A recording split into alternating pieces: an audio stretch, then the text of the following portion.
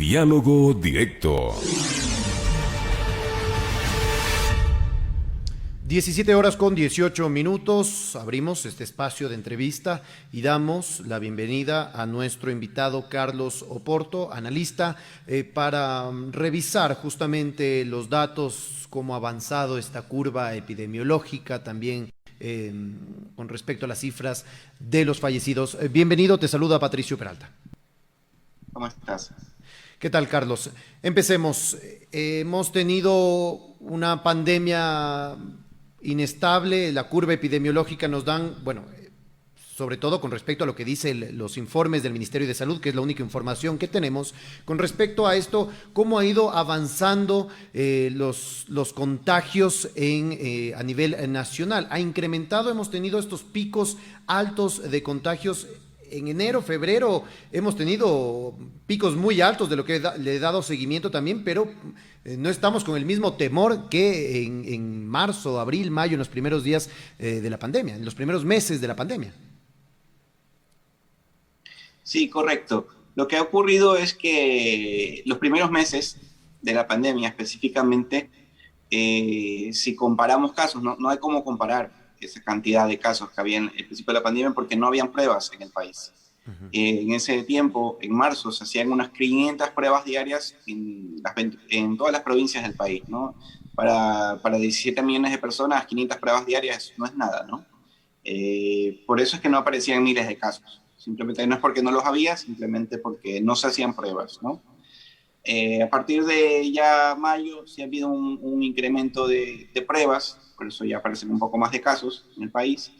Y si vemos, por ejemplo, con respecto a enero 2021, ha habido un incremento, se han duplicado los casos con respecto a diciembre, ¿no?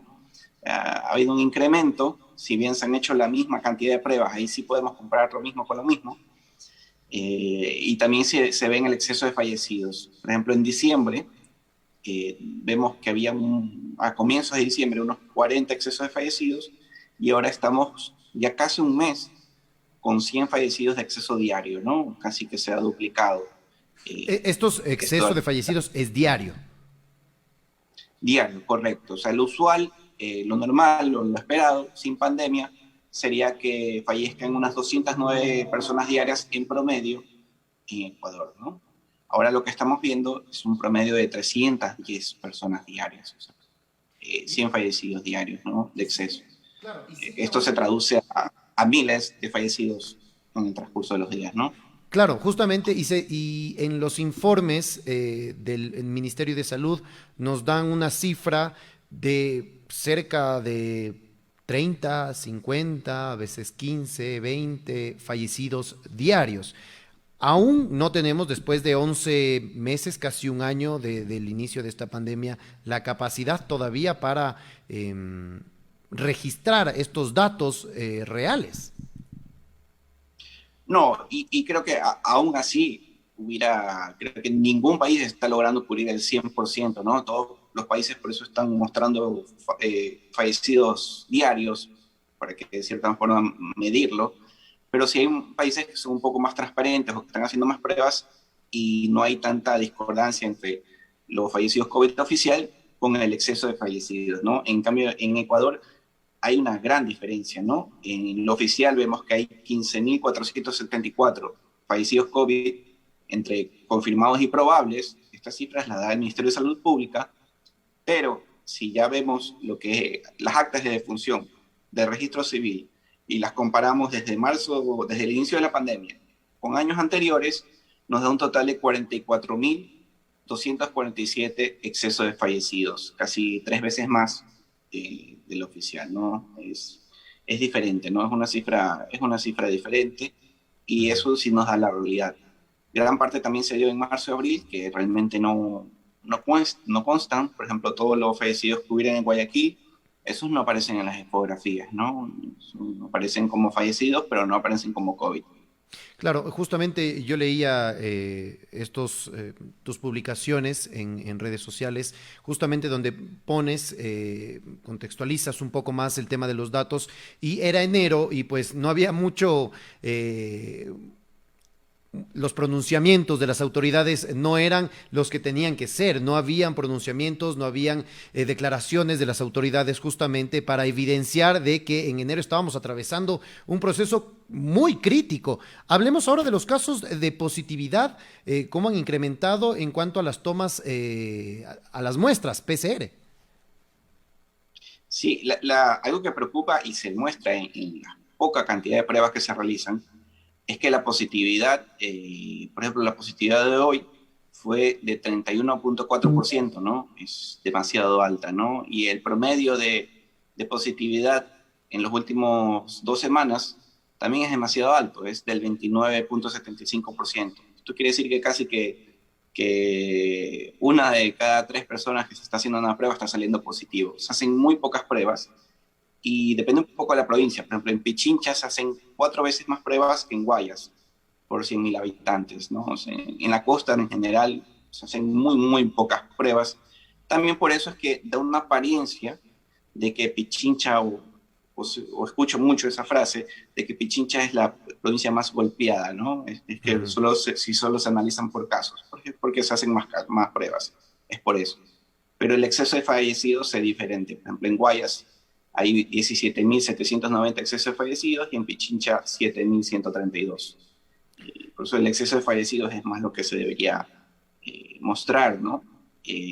Preocupa que la positividad está aumentando, que se ve que los casos van aumentando. Si aumenta la positividad es que en la comunidad se están incrementando los casos, ¿no? Y no estamos haciendo pruebas para poderlos detectar. Claro, en el tema de las pruebas, de las tomas que se hacen, igual, es casi un año, ya se va a cumplir un año del inicio de la pandemia en el país y ni siquiera cumplimos el 1 millón de muestras. Estamos en 954.000, me parece 52.000, no tengo ahorita aquí el dato exacto de las pruebas, 959.402 son las muestras totales que hasta este viernes se han tomado. No llegamos ni siquiera al millón y con eso, digamos, tener una idea un poco más clara de cómo está funcionando realmente la pandemia en el país.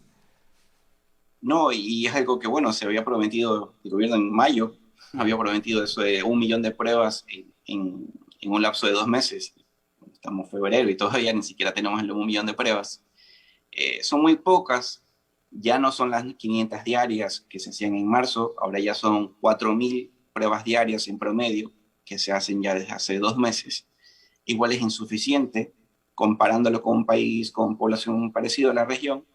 Chile hace 50.000 pruebas diarias, ¿no? Más de 10 veces la cantidad. Es que es realmente abismal, ¿no? La diferencia. A nivel No se regional, pueden detectar casos, no hay detección temprana de casos, ya muchos casos ya llegan graves a las UCIs, porque no se le dio una atención temprana, también eso afecta mucho.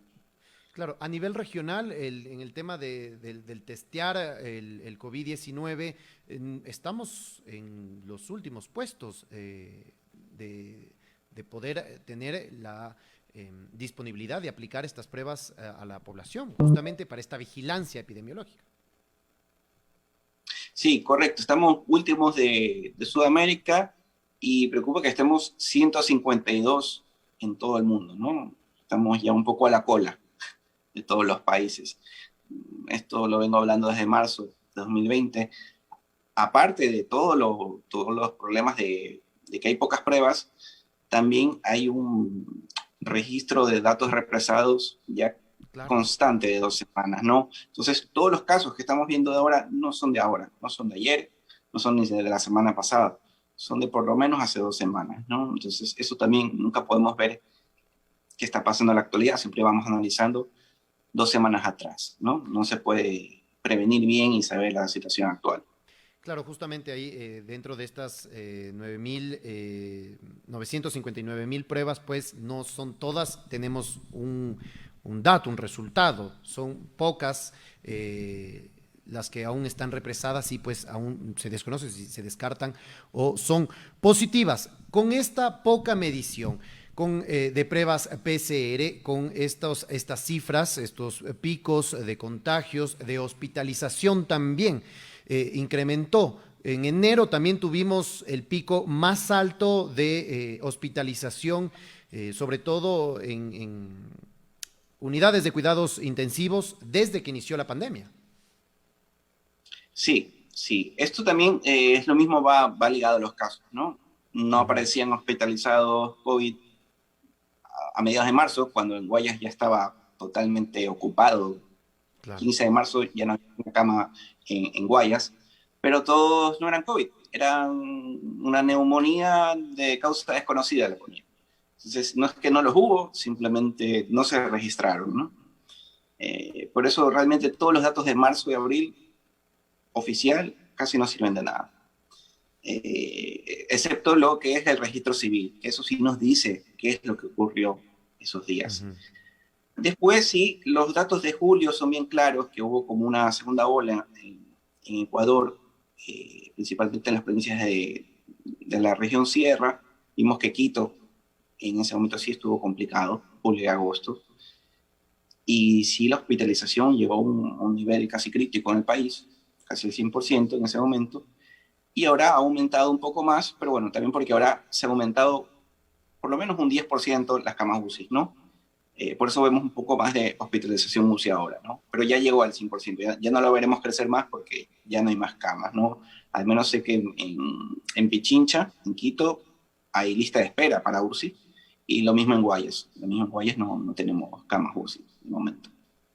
Claro, con esto el ministro de Salud, Juan Carlos Ceballos, no ha habido un pronunciamiento, no ha habido estas ruedas de prensa que se hacían en su momento justamente para ampliar cierto tipo de información con respecto al tema de la ocupación hospitalaria. Como nos comentaste, casi llegó a su 100% de ocupación. Las autoridades mantenían un discurso realmente muy suave de lo que estaba sucediendo en enero, cuando sí fue realmente un pico importante. En medio de este proceso, en medio de este subregistro también que hay de exceso de fallecidos, se inició el programa, el plan de vacunación, y inició con muchísimas fallas, muchos cuestionamientos. Al ritmo que vamos o la planificación con lo que ha presentado el Ministerio de Salud, son poquísimas las dosis que se han traído, y también la planificación que ha mostrado mediante los boletines del Ministerio de Salud tampoco alcanzarían o son muy eficientes para lograr una inoculación importante en el país. Correcto, sí, vemos que de momento llegó un cargamento, si no me acuerdo, eran 8.190 dosis el Ujú, primero, ujú. y el segundo llegaron el doble, ¿no? 16.300 algo eran, no me acuerdo. Son pocas, son muy pocas. Si vemos realmente solo en personal de salud, tenemos 40.956 médicos y 55.988 personas que trabajan en el sector de salud. No necesariamente son médicos, pueden ser personal de enfermería, auxiliar de enfermería, técnicos, pero que igual están en las áreas, ¿no? Necesariamente psicólogos. Por ejemplo, hay psicólogos que están atendiendo en sectores rurales, pues que no, ahí no hay telemedicina, tienen que estar en el campo, ¿no? No pueden hacer telemedicina. Hay muchas personas, he visto muchas quejas de médicos en zonas rurales que no hay ni siquiera ni les han avisado si llegará una primera dosis o algún mes o algo, simplemente no hay ningún aviso, ¿no? Sí tenemos pronósticos y de más o menos con las dosis por lo menos que hay ahora, pues se podrían vacunar unas 10.000 personas, que si bien se ayudaría para que el personal de primera línea se vacune, pero queda muy al aire el resto del personal de primera línea, policías, militares, profesores fiscales, pues no lo sé, no lo veo. Hay 1.295.000 adultos mayores en Ecuador, pues tampoco veo ese plan, cuándo se lo vacunará. Es la población de riesgo, es la población que primero deberíamos vacunar, ¿no? Adicional del, del personal de salud. Es 1 millón de personas. Para eso necesitamos por lo menos unas 3 millones de dosis, 2 millones de dosis, y no las tenemos. Se habla de que se han comprado 18 millones de dosis, pero lo que podemos contar es lo que hay en el país. Esas 18 millones de dosis, si no están en el país, no lo podemos contar, ¿no? De ahí revisé el cronograma de Pfizer y para junio se podría vacunar al 1% de la población del Ecuador con las dosis que se traería solo de Pfizer, ¿no? De momento, para vacunar a este ritmo que estamos yendo, me da un cálculo de 160.992 días para llegar al 70% de la población. Claro, es decir, hay un largo No tramo sé cuánto. todavía.